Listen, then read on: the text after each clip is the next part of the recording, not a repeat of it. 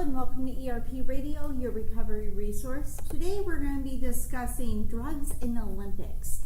And we have a roundtable discussion today. So I'm going to go ahead and introduce everyone at the table. To my right we have Pam. Hey Pam. Hi Jen. Good afternoon. Good afternoon. We have my co-host Ben. Hey you. Hey Jen, how are you doing? Good, doing good. So let's start this up, you guys. What do you think of this topic? Well, it's a great thing to bring up now because, the Olympics are starting very soon here. Right. And it's a great time. I love the Olympics. I love the Winter Olympics. I love the Summer Olympics. But I feel like every single year before it starts is we hear the controversy. That's when it starts. And this year's controversy is crazy. The whole Russian track team, basically the whole Russian track team is banned from the entire Olympics. That's huge news because of apparently the state of Russia has been the one sponsoring this operation. I think that's pretty crazy. Yeah, apparently government officials were intimidating people during the testing, and so it goes top level down, and the athletes are the ones that unfortunately that suffer, even the ones that didn't do all this, because obviously not all of them are dirty, but yet they have the taint of it, so they have to appeal to different federations and stuff like that to try to.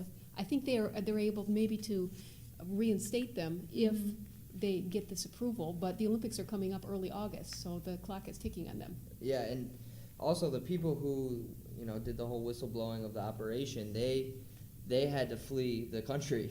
They moved to America because they were they wanted to get completely out of the scene because they were worried about how the Russian government was going to handle what they did. So there's so many different forms of this performance-enhancing drugs that people are doing. There's amphetamines, which we've talked about before, which I'm familiar with, and then there's steroids, there's human growth hormones, and to be honest with you, I was doing a little research earlier before, and the first known case of being on performance-enhancing drugs was a guy named Thomas Hicks, and his story was actually he was a part of the first American Olympics, and they thought it would be a good idea to cheat and use a chemical called strychnine. And the crazy thing about strychnine, Jen, is that it's one of the most active ingredients in rat poison. Oh, you're kidding me. I swear. Wow. And what it does is it makes it gives you like an extreme energy boost, and it makes your muscles kind of convulge a little bit, so you have like more energy and more power to fight through. But the problem is the main issue is it's deadly. Yeah, so and it's scary because it's killed people before, obviously, because it's rat poisoning. Sure. We've all heard the cases, but it's weird because when you're dying on this, it makes you smile. So that was just a little side note. So he actually finished off the race, almost died during the race. He got a gold medal. It was reported that he was on this strychnine drug and whiskey. So I mean, it dates back to like 1904. Yeah, 1904. So. Right. It's not like this is something new that all of a sudden it's a problem. It's always been a problem. Nowadays, people want fair matches, but sure. I mean, just like the Lance Armstrong thing. I was just going to say that. Look at that. And his story was really interesting because, of his whole cancer situation. He was like the hero. He was on top of the world. He was everybody's favorite thing. I'm sure you all had the yellow Livestrong bracelets. Oh, yeah. I know. I had it cool. One. You weren't cool until you had one. That's right.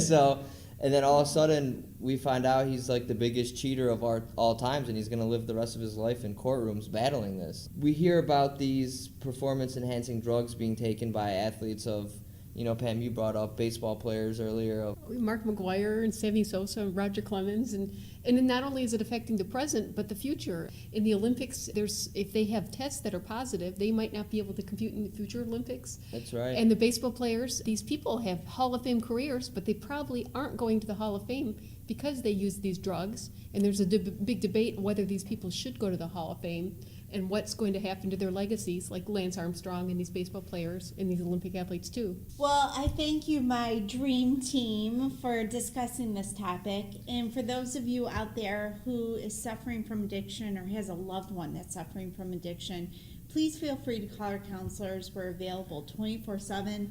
Our phone number is 844-548-3407. Thank you so much, and join us next week.